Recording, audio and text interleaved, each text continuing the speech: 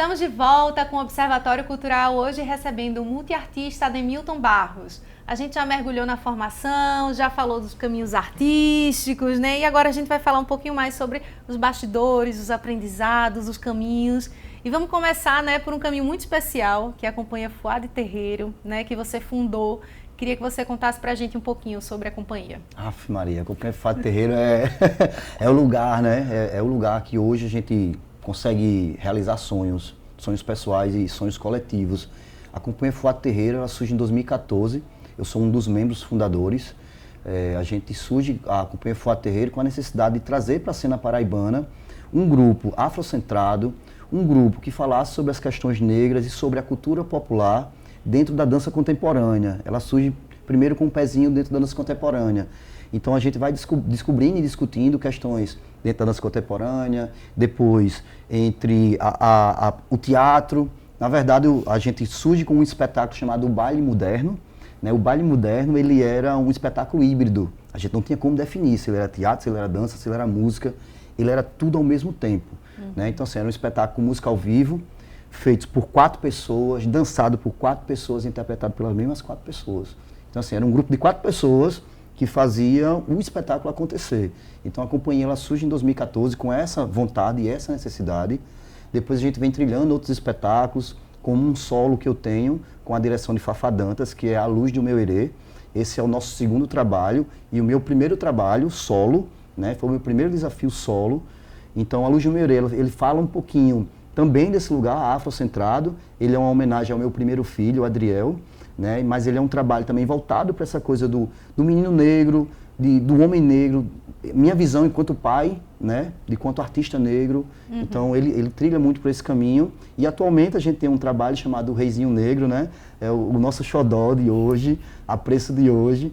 Então, assim, o Reizinho Negro, ele também tem esse viés, ele também é uma vivência minha e dos demais meninos, com o Josiel Santos, com o Josenberg Pereira, que também fazem parte dos intérpretes. Então, o Reizinho Negro, ele é uma contação também da nossa trajetória. Ele tem uma inspiração no Pequeno Príncipe, mas ele fala das nossas questões negras, das nossas vivências de interior, né, das nossas vivências de meninos pretos e de homens hoje formados.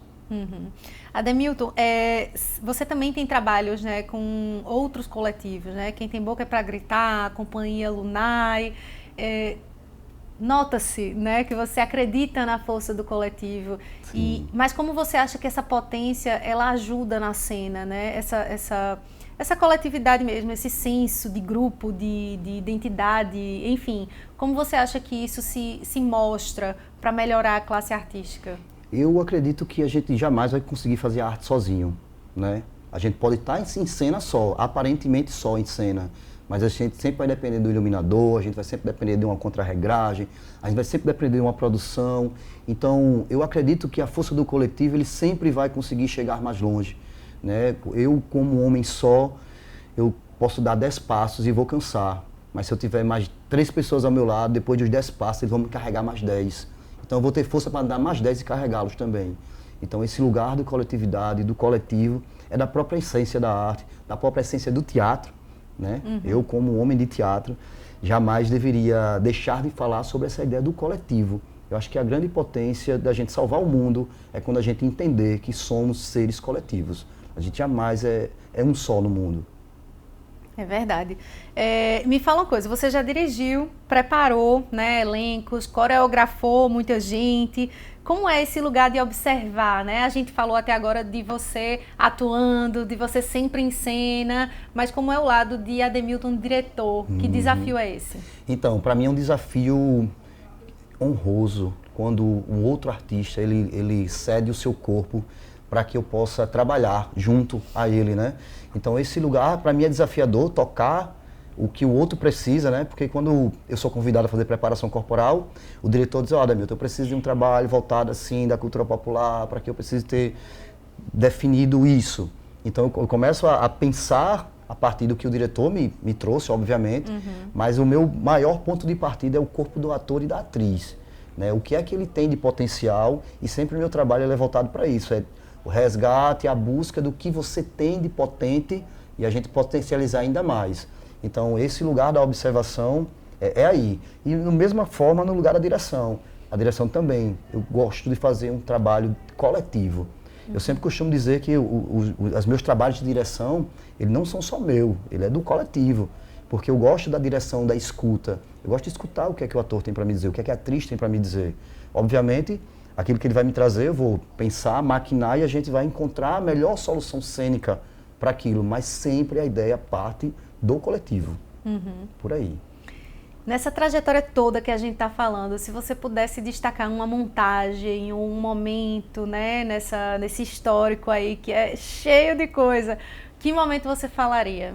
Eu destacaria um trabalho, que seria o Baile Moderno. Esse, para mim, foi um trabalho que ele foi o encerramento de muitos ciclos e uma abertura de outros muitos ciclos. Né? Depois dessa formação da Companhia Fuá Terreiro, com o trabalho Baile Moderno, também tive outras possibilidades com a Companhia Lunai, com o professor Guilherme Chuse, uma grande referência da dança no Brasil.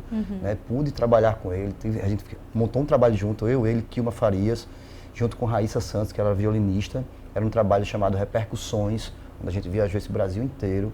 Então, mas foi a partir daí, do Baile Moderno, onde aguçou o meu olhar para a direção específica, que é um trabalho que eu faço tanto a interpretação, mas é o meu primeiro trabalho de direção na dança contemporânea. Né? Então, esse trabalho, para mim, ele tem muito significado. E você é rabequeiro, que inclusive é um instrumento assim bem peculiar, não é um instrumento popular no sentido, né, de ser famoso, não é, né? Sim. Como é que entrou a rabeca na sua vida, né? Não, vou fazer outra depois. Pode falar sobre essa primeiro. Como é que entra a música e em específico a rabeca na sua vida? Pronto, a gente vai partir do mesmo ponto de partida que é o cavalo marinho. Né? A rabeca também é um instrumento muito típico do cavalo marinho. E aquele instrumento ele sempre me encantou. Né? Eu comecei a aprender rabeca com um mestre lá em Itambé, que era amigo do meu pai, mestre Braz da rabeca, até hoje ainda está vivo, toca muito bem, inclusive. Então, meus primeiros passos na rabeca foi com ele, com o mestre Braz. Depois eu desenvolvo um pouco mais com o mestre Salatiel, da rabeca, que ele vem de Olinda, também teve uma passagem em Itambé, em Pedras de Fogo. Eu desenvolvi a arte da rabeca mais em Pedras de Fogo, né? Que Salatiel dava aula em Pedras de Fogo. Então, foi assim que chegou através de cavalo marinho, observando, aquele instrumento sempre me deixou curioso, pedi a meu pai para aprender, pai eu conhecia mestre Braz, que eu fui lá, e daí vim desenvolvendo. Hoje eu tenho um estudo particular de rabeca, né? Eu digo que a minha forma de tocar rabeca, também já ministrei muita aula de rabeca, né? Recentemente fiz um trabalho em Alagoinha, para o meu amigo Júnior, secretário lá atualmente. Então, a gente fez um trabalho, a gente fez uma turma de rabeca, onde na cidade ninguém não via nem falar em rabeca. E hoje a gente tem lá 5 rabequeiros que já tocam, já sabem arranhar ali algumas notas e isso é satisfatório demais. É a importância, né, da cultura popular e da palavra da cultura popular. Exato. Também, né? O entrelaçamento entre educação, arte e cultura, não tem como você desassociar, porque é a partir daí que a gente vai formar a base para novos artistas, a base para cidadãos comprometidos com a arte, comprometidos em respeitar a arte. Né? Então, eu acho que é por aí, sim. Para fechar, é uma pergunta capciosa, mas eu queria fazer. Quais são os sonhos que seguem vivos no seu caminho, né? O que você ainda gostaria de fazer? Que você pensa assim, preciso fazer isso antes de me aposentar. É aquele sonho de artista. O que eu preciso fazer antes de me aposentar é viver apenas da minha arte. Né? Quando eu digo isso, de viver apenas da minha arte, é viver da cena, da própria cena. Porque por diversas vezes a gente tem trabalhos que também, como a direção, como a preparação corporal, como gestão cultural, né? A gente também ingere outros grupos, enfim. Mas é viver da cena, sabe? Meu sonho é esse, assim, dizer, hoje eu vivo da cena, hoje eu estou na cena, amanhã eu estou na praia, depois de amanhã eu volto para a cena, né? Porque tem que ter um dia de descanso um para o outro. A gente tirou muitas sessões, a gente fica rouco, a gente perde um pouco. E esse prazer da gente apresentar e estar bem e continuar se apresentando, eu acho que para mim é o auge da minha vida, vai ser isso. Depois disso eu posso me aposentar na beira da praia, com água de coco e vendo os meninos correndo, fazendo arte.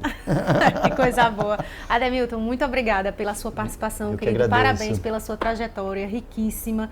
Que você siga por aí espalhando essa arte, né, para tanta gente que a gente já sabe que você faz, né, inclusive em outros campos, né, da arte e educação. Foi muito rico ter você aqui com a gente hoje, viu? Obrigado. O Observatório Cultural reconhece e valoriza quem constrói a cultura com o corpo inteiro, com o coração e com a história. E você que nos acompanhou até aqui, muito obrigada pela audiência. Nos encontramos no próximo programa com mais uma história inspiradora da nossa cultura. Até lá!